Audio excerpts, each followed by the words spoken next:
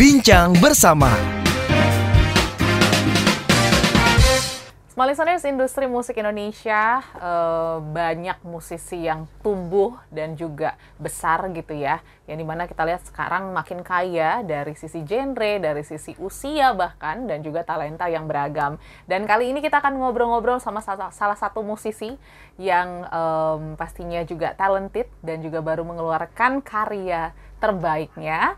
Dan pastinya kita sudah bersama-sama dengan Arash Buana. Hai Arash. Halo, hai. How life goes on?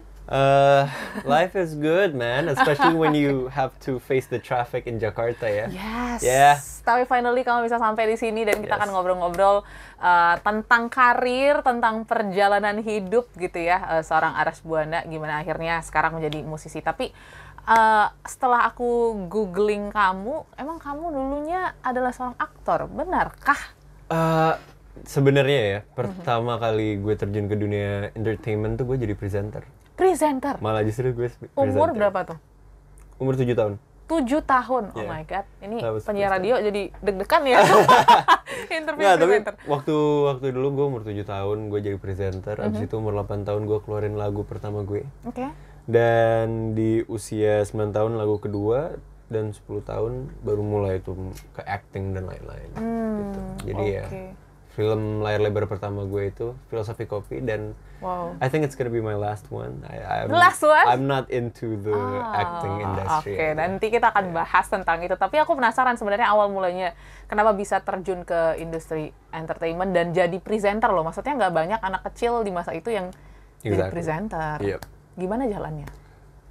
Gue tuh dulu karena yes man banget ya. Gue ngikut apapun yang nyokap gue omongin gitu. Oke. Dan gue juga nggak tahu gimana caranya tiba-tiba masuk jadi presenter, dan waktu itu kayak programnya namanya Inflona, Flora dan Fauna. Oke. Dan kayak gue tuh pakai kostum-kostum jadi sayuran lah, atau jadi hewan lah atau apa gitu kan. Cuman kalau mau ditanya kayak kenapa gue bisa terjun ke situ, shout out to my mom. I don't know how I became a musician today kalau misalnya bukan karena nyokap gue gitu. Oke, berarti orang tua ada latar belakang di industri Nggak ada entertainment? sama sekali. Nggak ada. Nyokap tuh lawyer, bokap dokter. Wah, Jadi anaknya musisi. Anaknya musisi. Dimana kayak mereka sangat pendidikan banget. Betul. Sedangkan anaknya ya di seni gitu. Nah, itu juga yang mungkin menjadi dilema anak Indonesia zaman sekarang gitu ya. Mungkin lahir di keluarga yang education banget gitu ya. Yes. Mungkin pengennya anaknya juga nerusin lah, apalagi kalau dokter tuh ya, teman-temanku banyakan kayak gitu, dituntut untuk jadi dokter. Apakah ada tuntutan seperti itu untuk Arash dari orang tua? Nah, lucunya ke gue nggak. Oh ya, oke. Cuman ke adik gue mungkin ada sedikit. Sedikit ya? Iya. Mungkin karena talentanya udah kelihatan dari kecil kali. Mungkin. Oke. Tapi gimana ya, katanya nyokap sih katanya suaranya bagus, gini-gini dan lain-lain. Cuma kalau gue sekarang dengerin kayak enggak lagi gitu. Kayak biasa aja lagi. Cuman ya semuanya udah ada jalannya kan, dan kayak ya gue cuma bisa bersyukur aja nyokap sama bokap full support untuk gue yang lanjutin di musiknya gue sekarang. Oke, berarti orang tua sangat provide lah ya untuk Arash akhirnya mengembangkan bakat di industri musik. Yes. Dari kecil tadi udah Arash bilang udah ngeluarin single. Nah, itu gimana tuh ceritanya akhirnya ketahuan lah bakat musik dari seorang Arash? Kalau ketahuan bakat musiknya itu sebenarnya dulu itu gue les nyanyi di Purwacaraka, dan dari situ alasannya kenapa gue les nyanyi pun juga bukan untuk mengasah vokal, tapi karena gue nggak bisa ngomong dulu. Oh, jadi speech kayak delay gitu? Speech delay Oh, gitu. okay. Nah, gue nggak bisa ngomong dan lain-lain, dan akhirnya nyokap kayak mikir, ya udah deh gimana kalau misalnya masukin ke les olah vokal aja, biar belajar A, E, I, O, U. Nah, cuman dari situ tiba-tiba guru-gurunya tuh pada bilang, oh ini bagus nih nyanyinya, walaupun ya balik lagi gue nggak tahu juga gitu, gue nggak inget suara gue kayak gimana. Cuman ya akhirnya dari situ nyokap udah full jor-joran support untuk kayak udah pokoknya lo karirnya di sini deh gitu. Dan guanya pun juga gue nangkep dengan senang hati gitu. Kayak gue seneng main alat musik, gue mau belajar piano di usia 6 tahun, belajar gitar di usia 9 tahun, dan akhirnya sekarang menjadi kayak gini. Yes, berarti emang ketertarikan itu udah muncul lah ya dari Arash kecil, makanya mungkin orang tua jadinya support ke situ gitu. Alhamdulillah. Oke, nah berjalanlah waktu dan akhirnya tadi Arash bilang sempat main film dan yaitu film terakhir dan pertama. Kenapa emang Arash nemuin apa sih yang beda dari antara musik dan film dan bikin Arash kayaknya enggak deh, jiwaku nggak di situ. Gue tuh nggak suka melakukan suatu hal yang gue nggak jago gitu. Oke. Kayak congkak banget ya gue ya, kayak serasa gue jago banget di musik gitu. Cuman melakukan sesuatu yang gue suka nyobain hal-hal baru. Cuman kalau misalnya kayak gue tahu, oke, gue nggak berbakat nih di sini ya, gue nggak akan ngabisin waktunya di situ gitu. Tambah lagi mungkin kenapa gue bisa ngomong kayak gini karena udah ada jalan yang lebih jelas nih, yaitu gue di musik gitu. Dan gue ya udahlah, gue fokus aja. Walaupun banyak banget yang nawarin kayak main lagi dong gitu dari PH. Terus gue bilang kayak lu bakal capek sama gue nanti, lu bakal kecewa ntar. Karena emang untuk mengekspresikan diri ke dalam sebuah film dan lain-lain, menurut gue itu sebuah dunia yang berbeda lagi gitu loh. Jadi kayak gue nggak mau melakukan sesuatu yang gue nggak bisa perform sebaik-baiknya. Karena kasihan kliennya yang bakal ngajak gue gitu. Tapi itu prinsip yang keren sih, karena nggak banyak ya. Maksudnya banyak orang yang coba sana sini tapi akhirnya ya nggak fokus di satu bidang. Berarti kan Arash sendiri ya dari kecil tadi ya udah fokus ke satu titik dan mengesampingkan lah hal-hal yang ada di samping. Ya mungkin karena gue sana sininya dari kecil kali ya. Jadi maksudnya gue sekarang kan usianya 21 tahun kan, dimana untuk banyak orang pasti akan dianggapnya masih muda gitu. Cuman karena memulai karir ini dari usia ya tadi 7 tahun, yang akhirnya nyokap gue udah terjunin gue kesana kesini, jadi kayak udah nyari interestnya gue tuh sebenarnya mau apa sih gitu. Dan yang paling nyantol ke gue sampai sekarang ya musik. Gitu. Kapan titik teriyakinnya Arash untuk menjalani hidup as a musician? Umur berapa tuh? Pas pertama kali gue sign label. Itu berarti berapa tahun lalu? 2018. Ya, itu 2018. Kenapa itu jadi titik kayak ini jadi komitmen sepanjang selama-lamanya mungkin atau sepanjang masa? Karena kan gue udah kontrak ya. Maksudnya secara tertulis. Secara tertulis gitu kan. Walaupun bukan gue yang sign karena gue masih bawa umur kan. Gue sign label tuh pas gue umur 14 tahun. Dan kalau bukan karena label itu pun juga, maksudnya gue nggak akan kenal sama teman-teman gue yang di radio dan lain-lain. Jadi kayak dari situ yang akhirnya semakin kenal industri musik dan sangat-sangat gue apresiasi lah gitu. Maksudnya sebuah lingkungan yang emang gue rasa kayaknya gue bisa menguntungkan kalian juga dan kalian menguntungkan ke gue gitu. Jadi kita bisa bikin sama-sama senang. Gitu. Tapi seru juga gitu ya masuk ke industri ini, sign label masih di bawah umur juga gitu. Arash bilang kan apa ya, kita lihat persaingan sekarang di industri musik tuh wow banget gitu. Kenceng banget. Apalagi di Indonesia.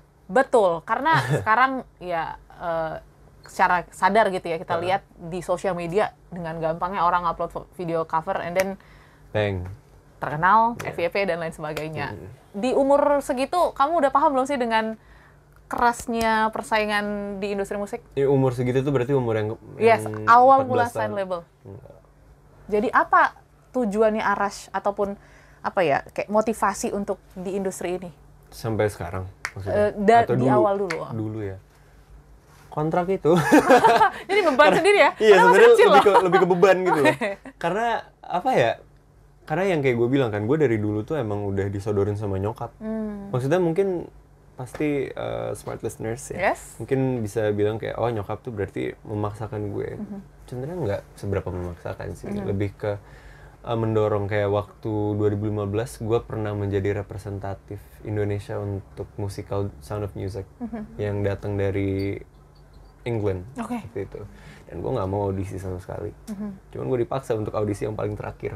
Dan gue jadi satu-satunya representatif Indonesia gitu. Dan maksudnya kan hal-hal seperti itu yang kayak bisa dilihat nyokap maksa, bisa dilihat nyokap emang supportful gitu. Nah, karena gue masih kecil, jadi ya udah gue jalan aja terus, terus sampai akhirnya kayak ada momen-momen gue mati rasa, gue nggak gue ngapain sih di sini gitu, ngapain sih gue ngelanjutin musik dan lain-lain gitu kan. Nah mungkin karena emang udah jalannya kayak gitu, jadi akhirnya masih ada motivasi yang tiba masuk kayak nggak, lu emang di sini tempatnya, walaupun gue nggak nyaman banget. Apalagi pas zaman dulu tuh gue nggak nyaman banget, mager banget. Iyalah, lo lagi SMP kan enaknya main lah gitu. Maksudnya main bola lah, gue aja nggak bisa main bola dulu. Terus kayak main sekolah normal gitu kan, sekolah formal maksudnya. Gue kan juga dulu homeschooling gitu. Cuman ya, kalau bukan karena apa yang gue lewatin kemarin itu, gue nggak mungkin bisa jadi kayak gue yang sekarang. Jadi there's nothing for me to regret. Ya, secara nggak langsung berarti ya banyak hal yang dikorbankan lah ya di masa lalu. Tapi is it worth kalau dilihat dari sekarang? Well, di Aras yang sekarang? I'm breathing, I'm happy, so I think it's worth the whole process.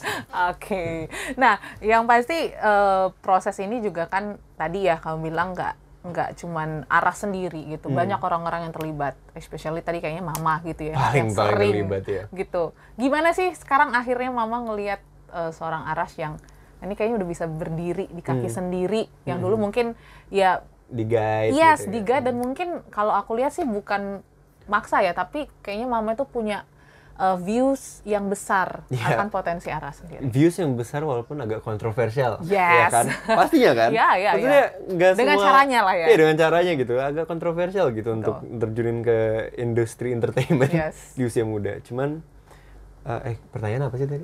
Pertanyaannya gimana akhirnya Mama ngeliat kamu gimana? Sekarang? Pastinya seneng, nyokap nangis berkali-kali denger lagu gue yang di album Live Update, yang judulnya Live Update gitu. Karena ya maksudnya album ini kan memang termasuk album yang cukup personal ya buat gue. Secara penulisan dan lain-lain pun juga ya balik lagi bisa dibilang kontroversial juga, karena akan membuka opini dari dua pihak yang berbeda nih, yang entah yang positif atau yang negatif gitu. Cuman alasannya kenapa gue bikin album Live Update ini pun juga karena ya I feel like there's nothing for me to lose, dan I think it's a step yang harus gue lakukan biar gue bisa lanjut ke step selanjutnya untuk menjadi seorang manusia yang dewasa gitu. Dari album ini. Jadi banyak confession tentang gue di industri entertainment, bahkan ada ngomongin tentang ini agak grafik nggak apa-apa ya. Ini kalau misalnya emang ini di take out aja nih. Cuma tentang gue mau bunuh diri waktu dulu, dan kayak ya hal-hal seperti itu tuh terjadi juga loh ke gue gitu. Kan itu kan bukan cerita yang banyak orang ingin sampaikan kan. Dan alasan kenapa gue ingin sampaikan adalah ya gue nggak menormalisasikan orang melakukan hal seperti itu, tapi ini hal yang bisa terjadi ke siapapun gitu. Dan posisinya gue adalah gue ingin mewakili ya mereka semua, bahwa bahkan yang lu bilang kayak enak ya jadi Aras ya, agak kok, iya kan. Semua punya struggle-nya masing-masing, dan nggak apa-apa. Yang penting lo ngelihat gue masih, yang tadi gue bilang, nafas, hidup, udah itu aja. Itu aja yang paling penting buat gue gitu. Tadi. Kok gue jadi kayak ini ya? Kayak motivator gitu ya? Kayak oh my god, gue Aras Teguh nih bentar lagi. Karena emang radio kita mau menginspirasi ya. Iya. Agak sentimental ya ini ya. Itu Tapi apa ya, berarti kalau tadi dengar dari Aras ngomong ketika Live Update ini bisa menjadi proses pendewasaan, ini adalah apa ya, challenge terbesar mungkin untuk beberapa orang ya, ketika apa ya, hal-hal ataupun struggle hidupnya bisa dijadikan sebuah karya. Nah itu gimana perjalanannya akhirnya menjadi Live Update? Gue bisa bikin album Live Update gitu dengan yang tadi, hal-hal yang ada di dalamnya. Gimana ya caranya ya? Sebenarnya tuh ini banyak hal yang nggak bisa gue ceritain, bukan karena halnya sensitif atau gimana, cuman memang saking banyak proses yang gue lewatin pas gue nulis Live Update tuh yang gue bingung juga caranya untuk menyampaikannya. Sebentar. Intinya yang paling pertama adalah gue nggak peduli orang mau ngomong apa. Itu yang paling pertama.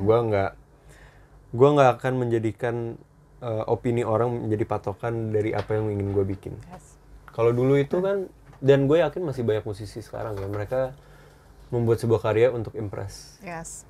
Mau itu fans atau mau itu musisi lain atau mau itu buat industri dan lain-lain gitu. Dan nggak apa-apa. Kalau misalnya memang lo ngambil jalurnya lo seperti itu ya nggak apa-apa. Berarti emang ya itu yang lo suka. Cuman kalau gue, for me, the purpose untuk gue bisa bikin lagu dan gue kan jatuhnya kalau misalnya gue bisa bikin lagu dan gue didengar oleh banyak orang, artinya gue memegang suatu peran yang besar kan. Betul. Kayak bisa menginfluence orang gitu. Ya dari situ yang ingin gue sampaikan, pesan-pesan yang bisa dibilang untuk memotivasi mereka aja dan bersyukur lebih banyak aja sih. Tapi dengan cara yang lebih ke gue terima. Maksudnya gimana ya cara bilang ya? Gue terima lo susah deh hidup lo, gue ngerti deh gitu. Lo susah hidupnya, gue susah hidupnya, lu nggak bisa ngejudge gue hidupnya gimana, gue nggak bisa ngejudge hidupnya lo gimana. Cuman pada akhirnya tuh kita bakal tetap ke sungai yang sama gitu. Dan gimana caranya untuk membuat itu abadi ya, itu jalannya masing-masing. Nah itulah dari album Life Update ini yang ingin gue sampaikan ke pendengar. Wah, gitu. Pasti apa ya, butuh apa ya, pengalaman yang banyak juga ya, sehingga akhirnya Aras juga bisa berani untuk menyampaikan itu dalam bentuk karya yang ada di Live Update. Berapa lama sih persiapannya ataupun mengemas sampai akhirnya jadi konsep Live Update dan mengumpulkan seluruh single-single yang ada di dalamnya? Gue setahun. Setahun? Setahun gue bikin deh. Dan itu pun udah sakau gue untuk ngeluarin lagu-lagunya sebenarnya. Karena kayak gue tuh gak suka banget kayak udah bikin lagu terus gak gue keluarin. Gitu ya? Iya, gue pendem gitu, kayak gue nggak keluarin karena kayak ya pastinya ada overthinkingnya gue kayak lagu gue bakal diterima nggak ya gitu. Walaupun gue bilang gue bodo amat sama opini lo, tapi cuman gue juga mau didengar dong lagu gue gitu. Gue juga mau lagu nih lagunya gue. Nah cuman kayak ya prosesnya itu setahun untuk nulis dan untuk produksi, dan gue sama sekali tidak menyesal karena maksudnya album ini sangat mengajarkan gue banyak hal intinya tentang apa yang harus gue lakukan ke depannya dan membuka peluang-peluang baru yang gue tuh sangat-sangat bersyukur karena ya without this album gue nggak akan tahu potensi gue sejauh mana gitu. Dan yang gue terapin mungkin bisa mewakili kayak pertanyaan yang sebelumnya yang tentang gimana cara gue berani kayak gitu dan lain-lain. Gue tuh berusaha untuk berdiri tegak dan ngeliat ke depan aja gitu. Jadi apapun, misalnya ya, kayak gue lagi mau ke suatu tempat, terus ternyata pas di mapsnya salah tempatnya gitu. Ternyata adanya di, pokoknya bukan Palmerah deh gitu. Iya, bukan Palmerah. Samar-samar kayak tahu gitu ya. Karena kan gue nggak bisa ngapa-ngapain kan. Betul. Maksudnya all I can do, it already happens, and I have to face forward and accept whatever yang harus gue lewatin. Betul. Mau itu macet-macetannya dan lain-lain gitu. And that thing taught me a lot on making this album juga. Kayak that's how life goes gitu. Like gue juga diajarin ini sama pacar gue juga. Dan ya shout out to my girlfriend. Cuman kayak semakin lo bisa menghadap ke depan aja, dan lo nggak apa-apa ngeliat ke belakang untuk kayak ya jaga-jaga lah. Ya lo kalau nyetir kan lo juga harus ngeliat spion dan lain-lain kan. Cuman tetap lo kalau misalnya udah ngeliat ke depan dan lain-lain, lo kayak nggak ada yang bisa berhentiin lo aja gitu. Dan itu ya maybe that's the message yang bisa gue sampaikan gitu. Oke, dan itu juga mungkin jadi harapan Arash dari album ini ke pendengar gitu ya. Iya, ke pendengar juga. Semoga bisa menatap masa depan walaupun masa lalu ya acak-adut dan lain sebagainya. Bukan masa depan sih, the present moment. Oke, present moment. The present moment. Kayak lo ngelihat lo lagi pegang apa sekarang, udah nikmatin aja. Fokus aja. Maksudnya, sama satu lagi. Apa ini tuh emang motivasi ya sebenarnya. Yes, betul. Ini lebih ke arah situ ya. Sama satu lagi, gue denger ini dari salah satu favorite actor gue yang udah meninggal, Chadwick Boseman. Dia tuh waktu itu lagi jadi pastor atau apa, gue nggak tahu deh pokoknya. Dia tuh kayak give like a good speech gitu.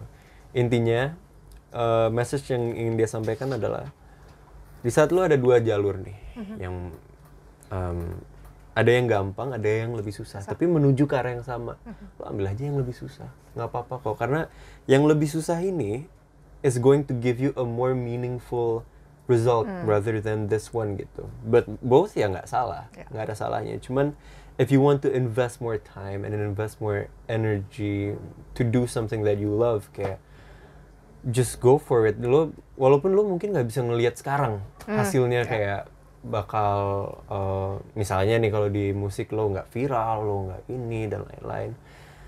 Ntar pas lo 5 tahun setelahnya lo bakal bersyukur kayak kenapa lo ngambil jalur itu, gitu. Jadi ya mungkin itu saran yang bisa gue kasih. Oke, seru banget gitu ya ngelihat perjalanan karirnya Arash gitu, dan akhirnya sudah mengeluarkan album Live Update, tapi lagu-lagu yang ada di dalamnya juga seru-seru banget gitu ya, apalagi yang lagi di push gitu ya, Hey I'm Tired. Hey I'm Tired. Nah itu kayak, aduh kayaknya relate untuk semua orang yang tinggal di Jakarta, nggak di Jakarta doang, semua orang yang mungkin punya waktu 24/7 tapi kayak ngerasa habis aja gitu. Nah, apa sih cerita di balik Hey I'm Tired versi Arash sendiri?